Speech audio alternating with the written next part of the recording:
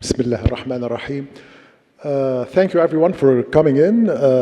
In order to help you a little bit ease into that afternoon nap after lunch, we will start this talk with a little thought experiment. So I'd like you please, everyone, to just close your eyes for a couple of moments, completely. Imagine the weight and texture of a check in your hands. It's a $100,000 check. Once you start to feel that check in your hands, you can open your eyes now.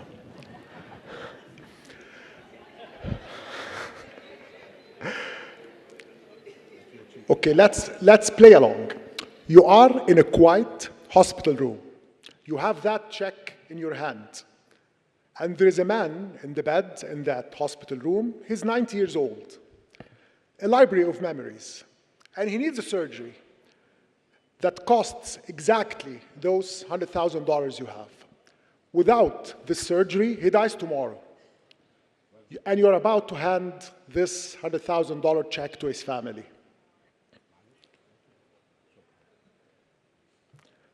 Just then, your assistant, a young and very bright economics PhD, and you trust her completely, steps forward and quietly asks you to pause. She explains that sum could buy you 20,000 anti-malarial bed nets in Africa. Statistically, and according to very rigorous and irrefutable science, this could save the lives of 20 children, each of them having approximately 60 years of life left in them. That's versus 5 years at best for the 90-year-old man. So what would you do in that situation? Leave that check in your hand. We'll be back to solve this. 14 centuries ago, one of Prophet Muhammad's ﷺ most trusted companions, Mu'adh ibn Jabal, was appointed governor of Yemen. His mandate was very clear: collect zakah from the wealthy and give it to the poor. In his first year, he sent a third of it to Medina. In the second, he sent half. In the third year, he sent it all. And when Al-Khalifa at that time, Umar ibn al-Khattab, he was concerned and he told him, Mu'adh, I didn't send you to Yemen to be a tax collector. I send you to take from the rich and give to the poor. And actually he answered him in a very logical answer. If I had found even one person in need in Yemen, I wouldn't have sent you a single dirham. And that is not the story of choosing community over science. It's a story of a system so effective at that time, so at the local level, it eliminated the need entirely. And the goal wasn't just to alleviate poverty, but to kill it and to build self-sufficient community. And that's the faith-giving proximity logic, advancing indigenous capacities, self-reliance, and homegrown resilience. And then let's fast forward 13 centuries later. In the 70s, and particularly in 1972, philosopher Peter Singer posed a very different question to his students at Princeton and later at Oxford. You are walking past a shallow pond, and you see a child drowning. You can easily reach out and save that child, but you will certainly ruin your very expensive suit, your very expensive shoes, and probably also you'll miss a couple of hours from work. What do you do in that case? Do you save the child? The answer was very obvious at that time to all the students, unanimously: yes, we will save the child, because a child's life is infinitely more valuable than a suit, than a shoe, and probably than all the hours of work combined. But then Singer, in a very similar fashion to the trolley dilemma, which I think most of you are aware of, he makes it just a little bit harder. He argues that all of us, right here and right now, are walking past that pond and we're not even aware of it. And that girl is dying right here and right now. And this logic is rock solid. Every year, 5 million children under 5 die.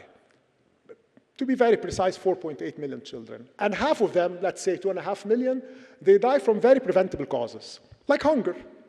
And the money we spend every day on luxuries, shoes, mobile phones, could actually save them, at least some of them.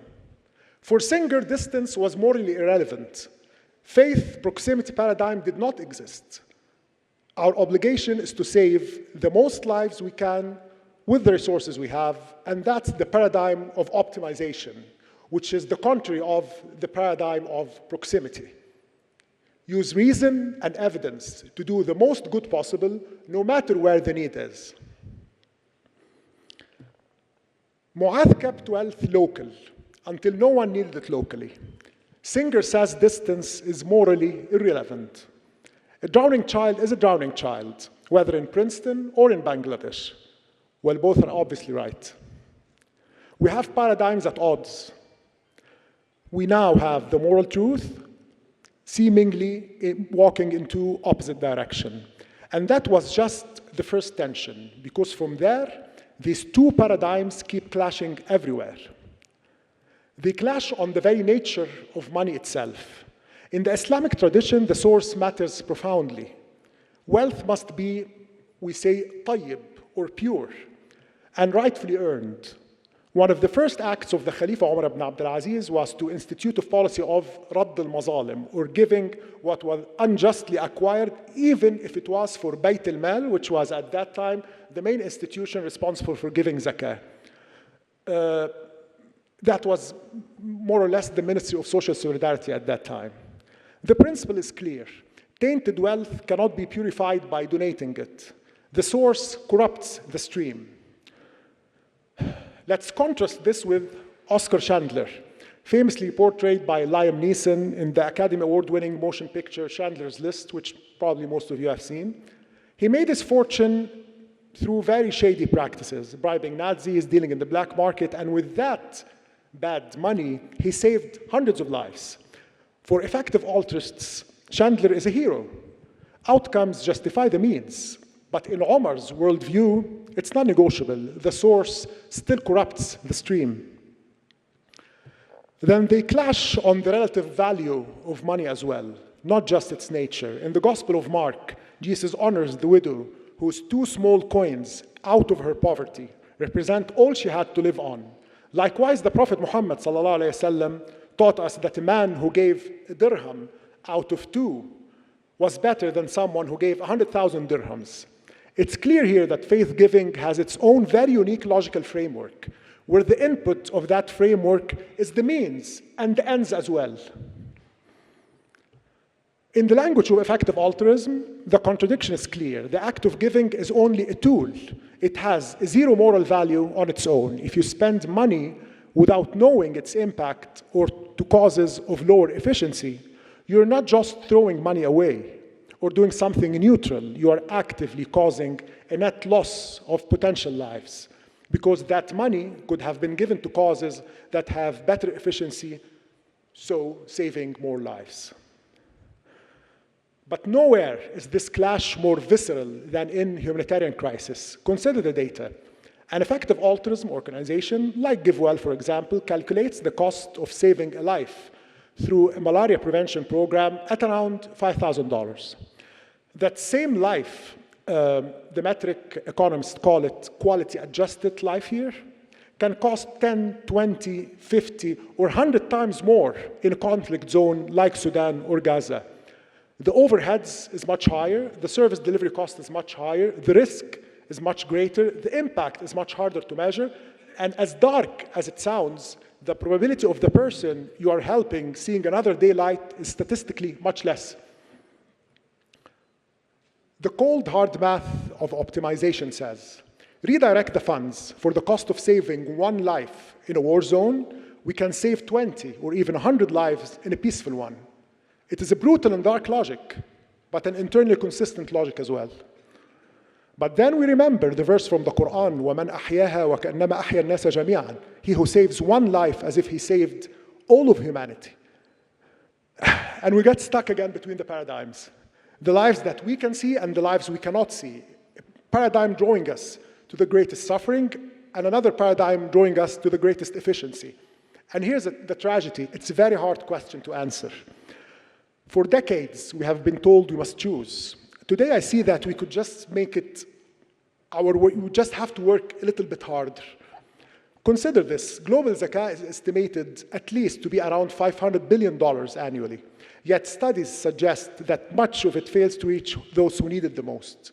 Not because Muslims don't give, but because we lack the infrastructure to operate Yemen's proximity paradigm with scientific precision. And the answer is fusion. We use the tools of optimization to serve the wisdom of proximity. Imagine zakah committees using give directly, cash transfer technology that they utilize in Kenya, for example.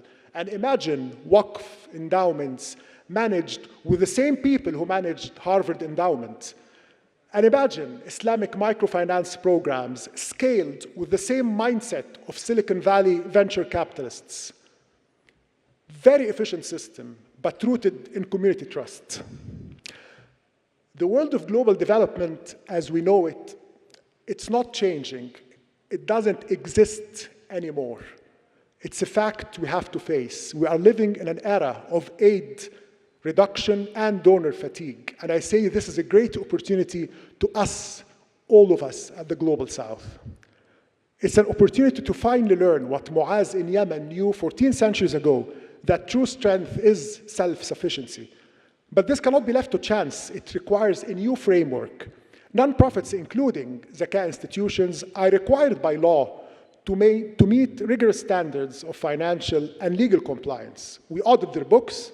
We track every dollar. Why? To prevent corruption. How about well-intended ignorance? Well-intended ignorance.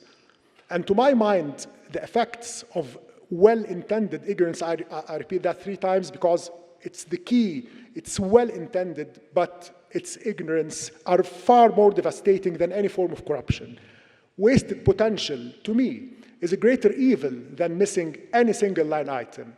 And a life not saved due to a colorful program that looks good in photographs but wastes people's money and hopes is a loss that no ledger can ever capture.